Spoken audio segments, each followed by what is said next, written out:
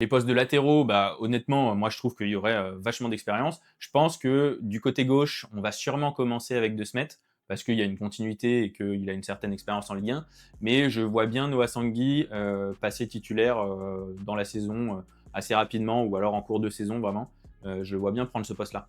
Et côté droit, bah, ça sera Amari Traoré, si jamais il signe, qui prendrait ce poste-là. Et là, bah, c'est pareil, en termes d'expérience, voilà, ce serait super intéressant. La défense, globalement, c'est vraiment une défense qui peut tenir ses objectifs et qui n'a pas du tout à rougir de beaucoup de clubs qui jouent le maintien ou qui jouent même le milieu de tableau depuis plusieurs saisons, hein. Au milieu de terrain, c'est là que ça devient intéressant pour moi. Bon, on aurait Maxime Lopez qui, a priori, garderait son poste de milieu relayeur en titulaire sur la saison prochaine, parce que, bon, toujours pareil, expérience Ligue 1, expérience même Serie A, voilà, c'est quand même un joueur en plus qui fait partie des titulaires un peu indiscutables de la saison dernière.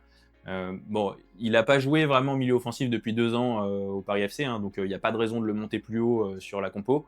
Je pense que c'est à peu près ce poste-là qu'il va avoir. Et du coup, à ses côtés, il y aurait Benjamin André, qui là, voilà, tu serais sur un milieu à 2 qui apporterait vraiment en termes d'expérience et qui aurait pas du tout à rougir des autres effectifs de Ligue 1. Donc ça serait très solide. Dessus, bah, forcément sur les ailes, bah, Moses Simon qui vient d'être recruté, qui là, je pense, apporte vraiment du dynamisme, va apporter beaucoup sur les qualités de centre et les qualités de finition offensive sur ce côté-là. Je pense que ça va être super intéressant.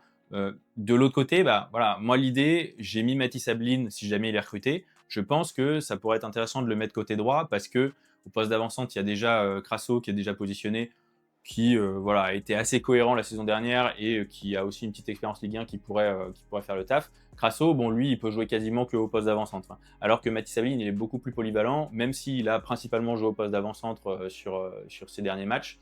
Il peut tout à fait évoluer un petit peu sur le côté, être un peu désaxé. Et donc, le mettre sur l'aile droite, ça pourrait être intéressant.